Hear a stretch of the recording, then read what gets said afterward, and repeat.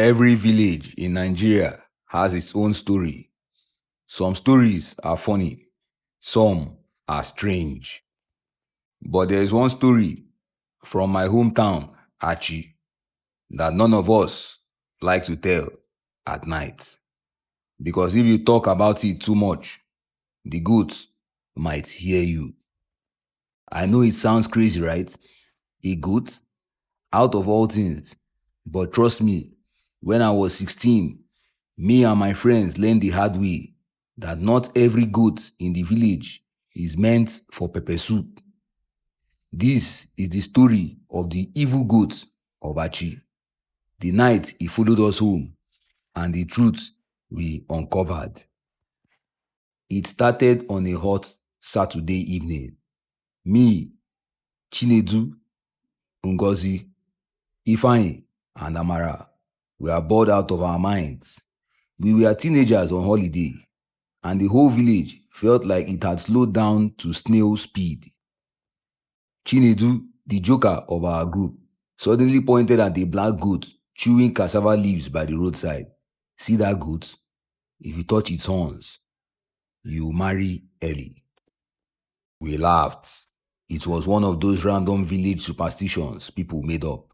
But Ngozi, always sharp-mouthed, clapped back. Touch it yourself now. Or are you scared? That was how it started. A stupid dare. A group of bored teenagers, a harmless goat, and a challenge. Only the goat wasn't so harmless. Because when Ifeanyi walked up to it and pretended to pull its tail, the goat turned around slowly. And I swear, its eyes didn't look normal. They weren't the usual goat eyes with that weird rectangle pupil. No, these eyes looked human. We froze. The goat stared at each of us like it recognized us. Then, just like that, it trotted away. We laughed it off. But that night, the goat came back. I was lying in bed when I heard it. Knock, knock, knock. At first, I thought it was the gate. But then I realized it was softer, like something tapping against our front door. I got up quietly and peeked through the curtain, and there it was, the same goat, standing upright on two legs, its front hooves knocking. My chest nearly jumped out of my body. Before I could scream, the goat dropped down to four legs again and walked away, slowly, like it knew I was watching. The next day, I told my friends. Of course, they did not believe me.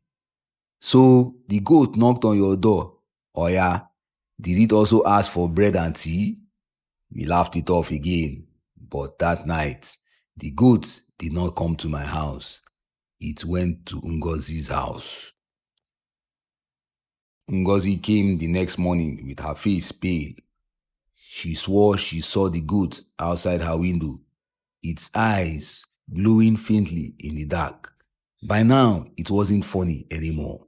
The goat had followed us, each of us, one by one. We tried telling adults, but you know how Nigerian parents are. My mother hissed, "Go and read your book. Stop watching Nollywood."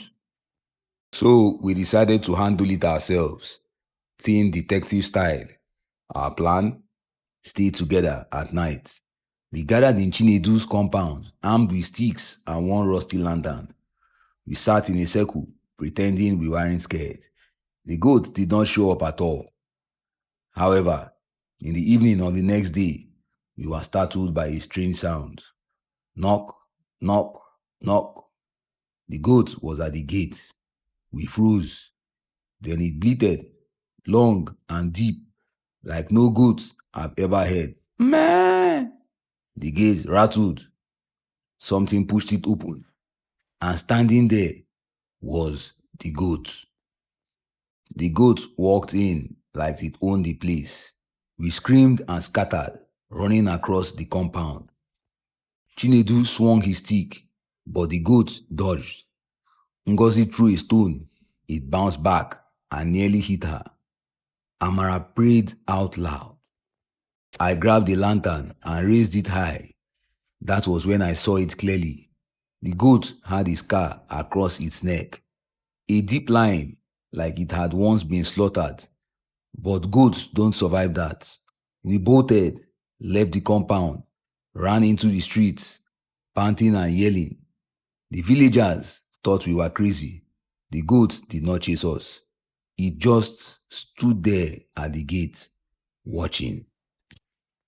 The next day, we decided to dig deeper. We went to the oldest man in the village, Pa Okoro, who loved telling stories.